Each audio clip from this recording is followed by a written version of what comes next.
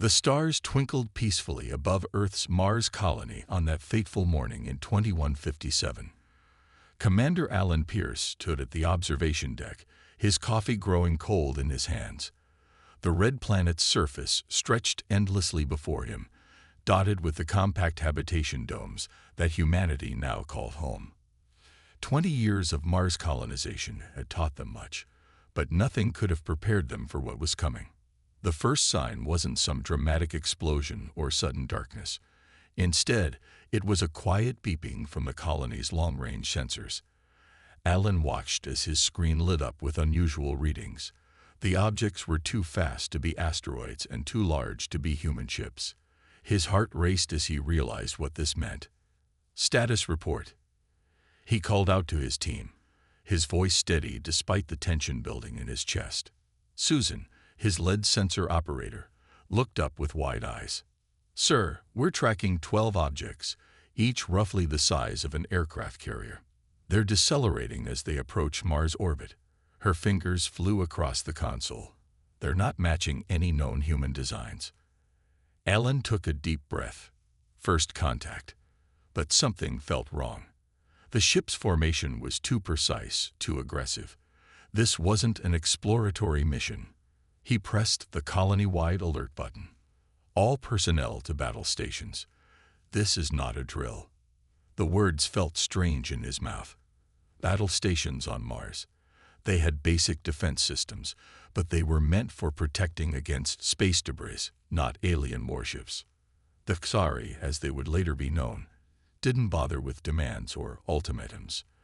Their first communication was a plasma blast that vaporized the colony's communication array. They clearly expected an easy conquest. After all, what could a small Mars colony do against their superior technology? But they had made a crucial mistake. They didn't understand humans. Alan watched as the alien ships descended through the thin Martian atmosphere, their hulls glowing red-hot. He smiled grimly. "Deploy the mining charges," he ordered. The colony's defenders had spent years drilling into Mars' surface for resources. Those same tunnels now became their greatest weapon. As the alien ships touched down, precision explosives collapsed the ground beneath them. 3 massive vessels tilted and crashed, their perfect formation shattered. "They expected us to fight like them," Alan said to his second-in-command, Jack Morrison. "They didn't consider we used the planet itself against them." The aliens responded with energy weapons that could melt through their strongest barriers. But the humans had another advantage. They knew Mars' dust storms. When the largest storm of the season approached, instead of shutting down operations like usual, Alan ordered all systems to remain active. The Xari, unfamiliar with Mars' environment, found their sensors blinded by the electrically charged dust. Their energy weapons scattered uselessly in the storm. Meanwhile, human defenders, using simple radar and years of experience navigating dust storms, launched their counterattack. Earth's orbital defense picked up the distress signals from Mars within hours. The Xari expected to find a disorganized, panicked response. Instead, they encountered a humanity united like never before. The Mars colony's resistance had bought Earth precious time to prepare. Alan stood in the ruins of the observation deck 3 days later, watching Earth reinforcements arrive.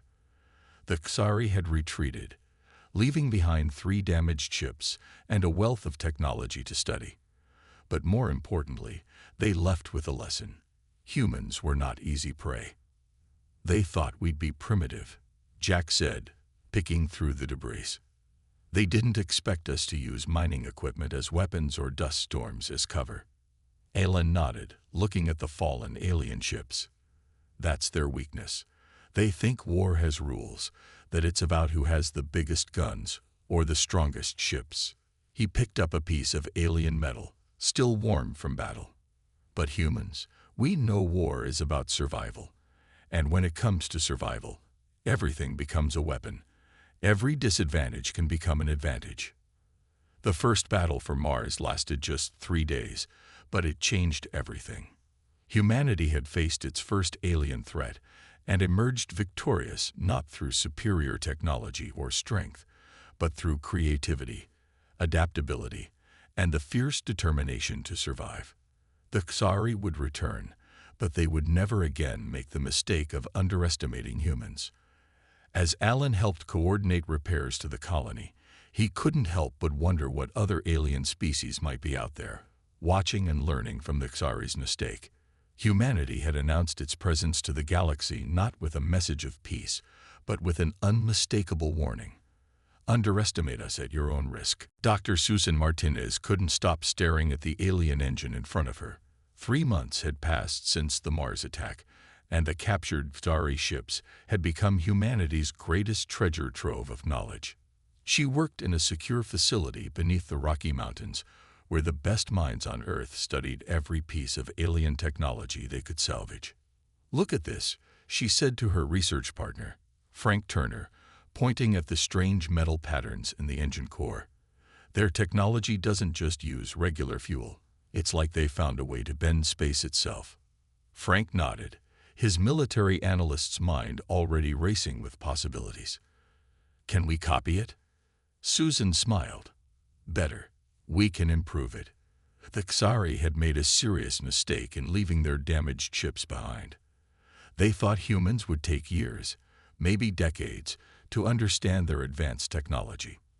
They didn't expect that within months, human engineers would not only understand their systems, but find ways to make them better.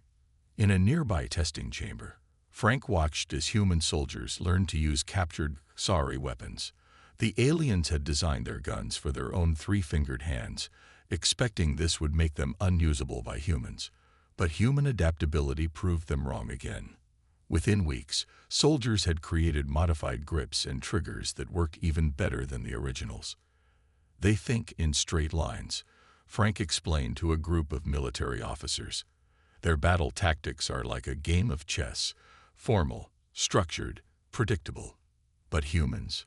He pulled up footage from the Mars battle. "We think in circles, curves, and chaos. We take their rules and break them." The breakthrough came when Susan's team discovered something unexpected in the alien metal. The Xari used perfectly pure materials in their ships, but when Susan accidentally contaminated a sample with Earth metals, it became stronger. The imperfections made it better. "It's just like us," she told her team excitedly. "Humans aren't perfect. We make mistakes. We have flaws. But those flaws make us stronger, more adaptable." Word spread quickly through Earth's defense forces. Humans weren't just copying alien technology. They were making it their own. They took Xari energy weapons and made them work in Earth's atmosphere. They studied alien armor and created versions that could withstand both energy blasts and good old-fashioned bullets. Frank spent his days developing new battle strategies. The Xari fought like ancient Roman legions, organized, disciplined, and completely rigid. He taught Earth's soldiers to fight like guerrilla warriors, like water flowing around rocks, adapting to any situation. The Xari think they're superior because they've been fighting the same way for thousands of years, he told his students. But that's their weakness. They don't change. They don't grow. Humans, we've reinvented warfare hundreds of times just in our own history. 6 months after the Mars attack, Earth's first hybrid warship took flight. It combined Xari space-bending technology with human ingenuity. The ship was smaller than alien vessels, but faster and more maneuverable. Its weapons were simpler but more versatile. Most importantly, it could do something no Xari ship could. It could adapt its tactics mid-battle. Susan watched the test flight from her lab, pride swelling in her chest. "We did it," she whispered. "We really did it." Frank stood beside her, his tactical mind already planning the next steps. "The Xari will return," he said. "But this time, we'll be ready. They'll expect to face the same humans they fought on Mars. Instead, they'll find an enemy that has learned, adapted, and grown stronger." As the hybrid ship soared through the clouds, its human crew testing systems that merged Earth and alien technology, Susan realized something important. The Xari had attacked Earth expecting to find primitive beings worthy only of conquest. Instead, they had awakened humanity's greatest strength, the ability to learn, adapt, and overcome any challenge. The learning curve hadn't just been steep, it had been revolutionary. Humanity hadn't just learned to use alien technology. They had made it better. They hadn't just studied alien tactics, they had transformed them. The Xari would return to find not the easy prey they expected, but a species that had taken their best weapons and tactics and turned them into something new, something uniquely human. Lieutenant Carol Hughes stood on the bridge of her ship, watching Earth's storm clouds gather below. The Xari had returned as expected, but this time they faced a very different humanity. Their massive fleet hung in orbit like angry stars, waiting to strike. "Weather control reports ready," her navigator said. Carol smiled. The aliens still hadn't figured out why they kept losing battles over Earth. They didn't understand that humans had spent centuries learning to use their planet's natural forces as weapons. "Begin Operation Stormcaller," she ordered. Within minutes, her ship's modified Xari engines began heating specific layers of Earth's atmosphere. The aliens had created these engines to bend space. Humans had redesigned them to bend weather. The storm built quickly, massive clouds swirling into a hurricane larger than any natural storm. The Xari ships watched, confused by the weather pattern that seemed to appear from nowhere. They didn't retreat. Their sensors told them it was just wind and rain, nothing their advanced shields couldn't handle. They were wrong. Carol's team had spent months learning how to turn Earth's natural lightning into a weapon. They didn't just create storms, they controlled them. The first bolt struck a Xari battleship with enough power to overload its shields. The second turned its weapons array into molten metal.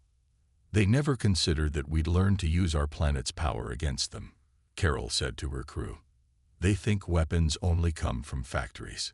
The battle raged for hours. While the Xari fought with rigid formations and standard tactics, human ships danced through the storms they created. They used rain clouds as cover, lightning as weapons, and wind patterns to outmaneuver their enemies. But weather warfare was just one of humanity's new tricks. In Asia, General Paul Yang led a ground campaign that transformed Earth's cities into three-dimensional battlefields. The Xari, used to fighting on open plains, found themselves lost in urban combat where every window could hide a soldier and every subway tunnel could become a trap. "Humans have been fighting in cities for thousands of years," Paul told his troops. "We know every trick, every tactic.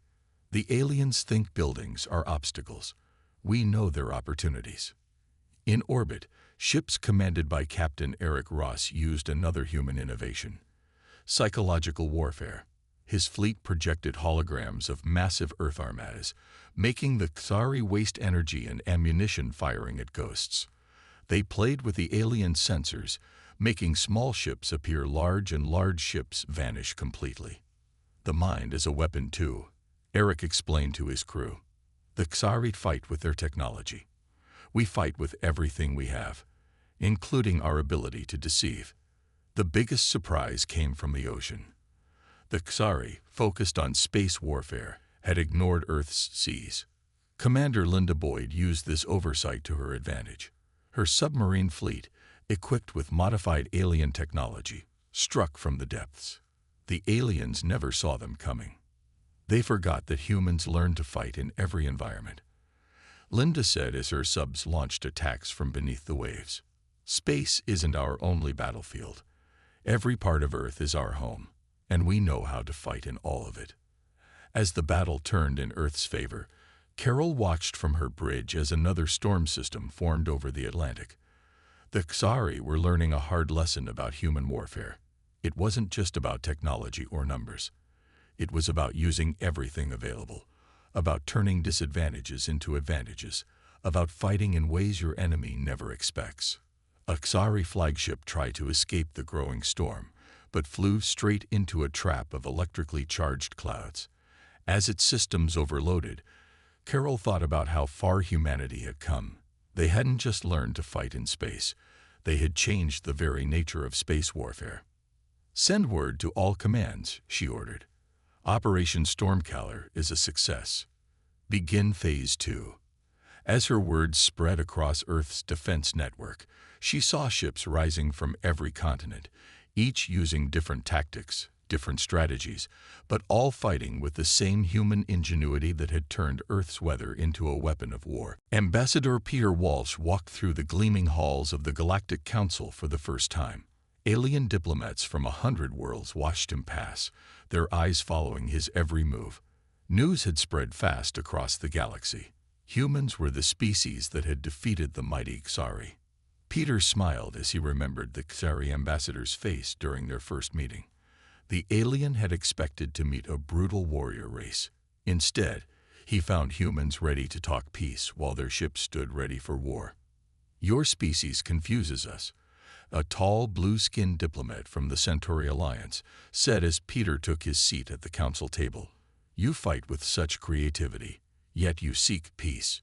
You master war, yet you prefer diplomacy." "That's because humans understand something important," Peter replied. "The best warriors aren't those who love war, but those who are ready for it while working for peace." The council chamber buzzed with activity as representatives from dozens of species gathered to discuss humanity's role in galactic politics.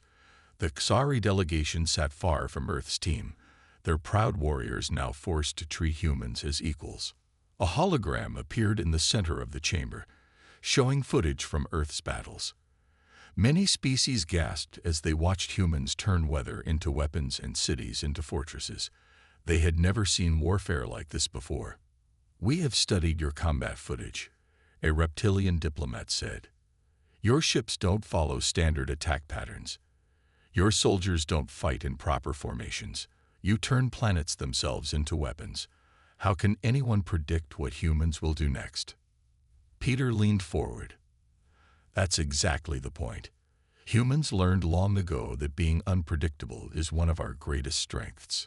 The council meetings continued for days. Other species wanted to learn from humans, to understand how they had achieved the impossible. Some feared Earth's military power, while others sought alliance with this surprisingly capable species. On the third day, an urgent message arrived. The Drachnid Imperium, a hostile species from the Outer Rim, had attacked 3 peaceful worlds. The council erupted in panic. The Drachnids were known for their brutality. "They're worse than the Xari ever were," a small insect-like diplomat chittered. "They don't just conquer. They destroy everything in their path." Peter stood up, drawing everyone's attention. "Earth will help," he announced. The chamber fell silent. "But we'll do it our way." The other species watched in amazement as Peter laid out Earth's plan. It wasn't just about military strength. It was about combining the unique abilities of different species into something new. "The Xari have powerful ships," he explained. "The Centauri have advanced shields. The Rigelians have the best stealth technology. But none of you have learned to use these things together, to adapt and combine them like humans do." Even the Xari representatives nodded in agreement. They had learned the hard way that humanity's greatest weapon wasn't their technology or their tactics. It was their ability to take different ideas and turn them into something unexpected. As the council session ended, Peter sent a message back to Earth. "Get our ships ready," he wrote, "but not just for fighting. We need to show the galaxy that humans don't just master war. We master cooperation, adaptation, and innovation." On his way out, Peter passed a group of young alien diplomats studying footage of Earth's battles. They weren't just watching the weapons or the tactics. They were learning something more important: how humans could take any situation, any technology, any environment, and turn it to their advantage. "The galaxy is about to change," he told his assistant as they boarded their ship. "They invited us here thinking they would teach us about galactic politics. Instead, we're going to teach them about human ingenuity." The ship lifted off, carrying Earth's first official galactic ambassador back home to prepare for the challenges ahead. The galaxy had learned that humans weren't just another species joining the council. They were a force that could reshape the very nature of galactic warfare and peace. General Michelle Baker stood before a room filled with alien military leaders. The Drachnid threat had grown worse, and now dozens of species looked to humanity for leadership. On the massive screen behind her, red dots showed worlds that had already fallen to the Drachnid Imperium. "We've all fought them separately, and we've all lost," she said, her voice firm. "But humans know something about warfare that the Drachnids don't understand. The best armies learn from everyone." The alien commanders shifted uncomfortably. Many of them had been enemies just months ago. The proud Xari warriors sat next to the peaceful Centauri, while the cold-loving frost giants shared space with the desert-dwelling sunrunners. "Each of you has a different way of fighting," Michelle continued. "The Drachnids think this makes you weak. They're wrong. It makes us strong, if we work together." She pressed a button, and a hologram appeared showing a new kind of warship. It combined Xari weapons, Centauri shields, and Regelian stealth technology, all controlled by human combat systems. "This is the Alliance Defender," she explained. "But it's not just a ship. It's proof that we're stronger together than apart." The first battle of the Alliance Wars proved Michelle right. When the Drachnids attacked the Centauri home system, they expected an easy victory. Instead, they found themselves facing a combined fleet unlike anything they'd seen before. Xari warships, once rigid and predictable, now moved with human unpredictability. Centauri defense platforms, previously focused only on shields, now launched attacks that combined human tactical thinking with alien technology. Even the peaceful Regelians joined the fight, their stealth ships following human guerrilla warfare tactics. "Watch and learn," Michelle told her alien allies as the battle unfolded. "Humans don't just fight with weapons. We fight with ideas, with adaptation, with the strength of unity." The Drachnids had never faced an enemy that could change tactics mid-battle. They didn't know how to handle frost giant ice weapons working alongside sunrunner heat beams. They couldn't predict attacks that combined different species' fighting styles in ways that had never been tried before. As the battle raged, Michelle received reports from across the galaxy. The Alliance wasn't just winning. It was changing how war itself worked in the galaxy. Species that had fought the same way for thousands of years were learning to adapt, to think differently, to fight like humans. "Your species has done the impossible," a Xari commander told Michelle after the battle. "You've taught the galaxy that true strength comes from change, not tradition." The Alliance pushed the Drachnids back system by system. Each victory brought new lessons, new combinations of tactics and technology. Michelle made sure every species played to its strengths while learning from others. The turning point came at the Battle of Three Suns. The Drachnids brought their largest fleet, expecting to crush the Alliance with brute force. Instead, they found themselves fighting an enemy that seemed to have no fixed strategy, no predictable patterns. Sunrunner ships created artificial solar flares, while frost giants froze the energy into deadly weapons. Regelian stealth ships appeared and disappeared, striking from impossible angles. Human commanders coordinated it all, turning the chaos into a deadly dance of destruction. "This is why humans are different," Michelle explained to her alien officers as they watched the Drachnid fleet retreat. "We don't just learn new ways to fight. We create them. We take what each of you does best and turn it into something no one has ever seen before." As news of the victory spread, more species joined the Alliance. They came not just for protection, but to learn the human way of warfare, the art of adaptation, innovation, and unity. Michelle looked at the galaxy map, now showing Alliance forces pushing the Drachnids back to their own territory. Humanity had done more than win battles. They had shown the galaxy a new way to fight, a way that combined the strengths of all species into something greater than the sum of its parts. Chief Engineer Kevin Phillips stood in his lab deep beneath the Rocky Mountains, watching his creation come to life. Screens filled with data surrounded him, each showing different aspects of what he called the Chaos Protocol. It wasn't a weapon in the traditional sense. It was something far more powerful. "Show me the simulation again," he told his assistant. The holographic display lit up, showing a space battle. On one side, ships moved in perfect formation, following standard combat protocols. On the other side, ships guided by the Chaos Protocol moved in ways that seemed random, but held a deeper pattern. Most alien species think war is about order, Kevin explained to the gathered military officers. They build AIs that follow rules, that fight in predictable ways. But humans, we know that real combat is about chaos, about the unexpected. The Chaos Protocol was humanity's greatest achievement yet. It combined human unpredictability with AI precision. The system learned from every battle ever fought on Earth, from ancient conflicts to modern space warfare. But unlike normal battle computers, it didn't look for perfect solutions. It looked for surprising ones. "Watch this," Kevin said, pointing to the simulation.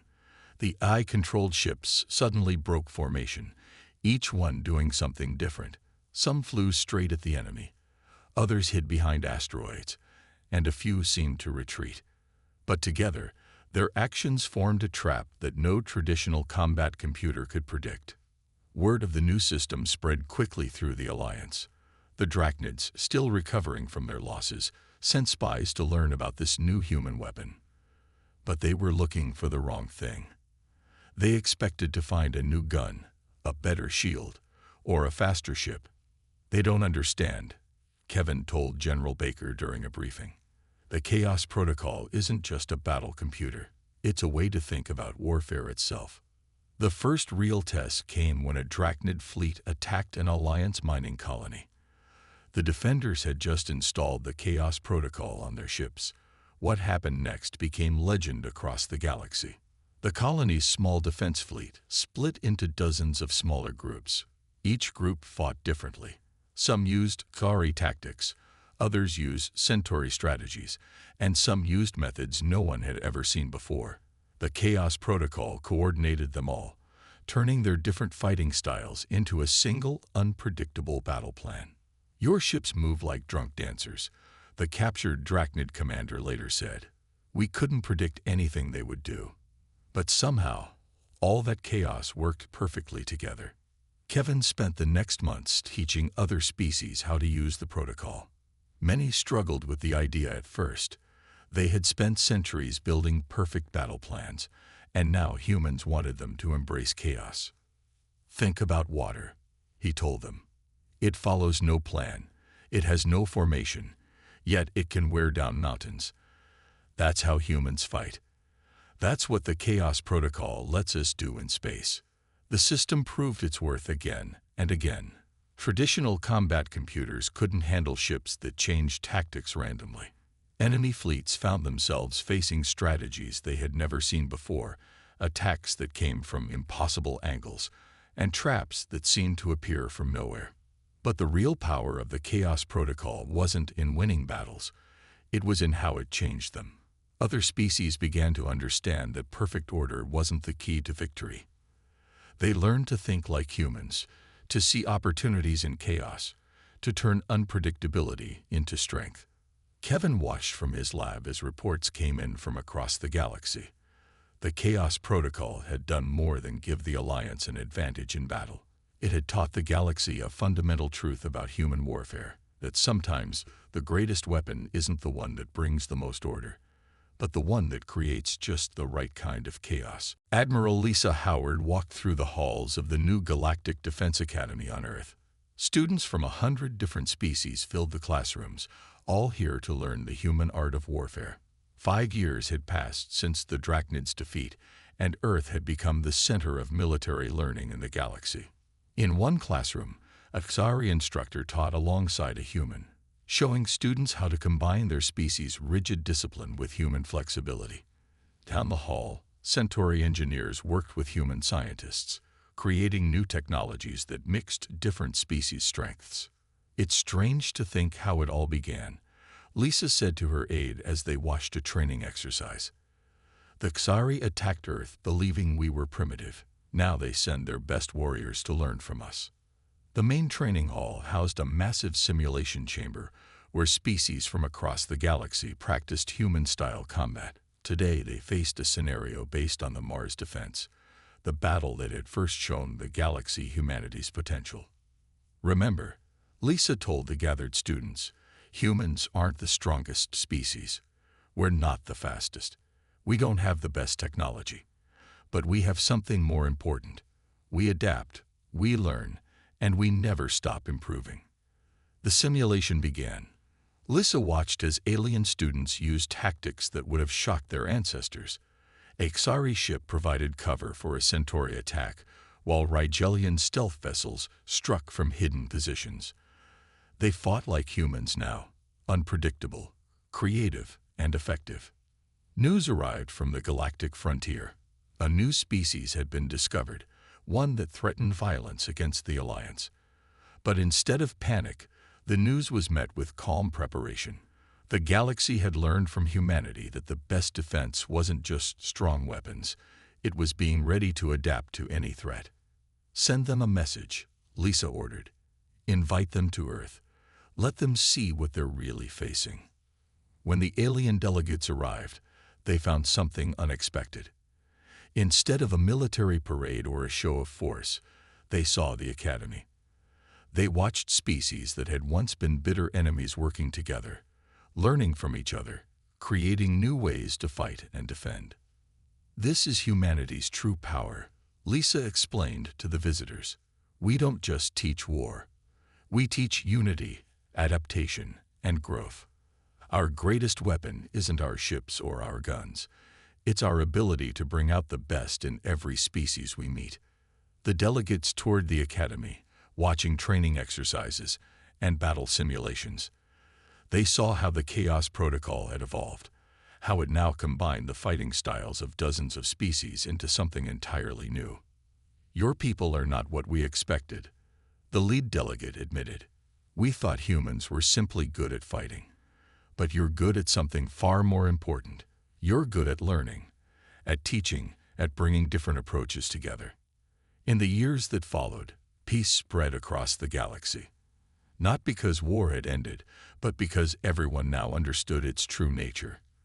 The galaxy had learned that the best warriors weren't those with the biggest ships or the strongest weapons. They were those who could adapt, innovate, and work together.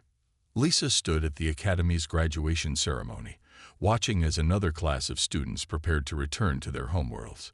They would take with them not just human combat techniques, but human wisdom about warfare itself. Remember, she told the graduates, humans didn't become the gods of war because we loved fighting. We achieved this because we understood something fundamental. True strength comes from diversity, from adaptation, from never stopping to learn and grow. As the ceremony ended, Lisa looked at the Earth monument that stood in the Academy Center. It showed not a weapon or a warrior, but a simple DNA double helix, the symbol of humanity's greatest strength, the ability to adapt, to change, and to become something new. The galaxy had learned its lesson. Humans weren't gods of war because they were the best at fighting. They were gods of war because they were the best at learning, at teaching, at turning every challenge into an opportunity for growth.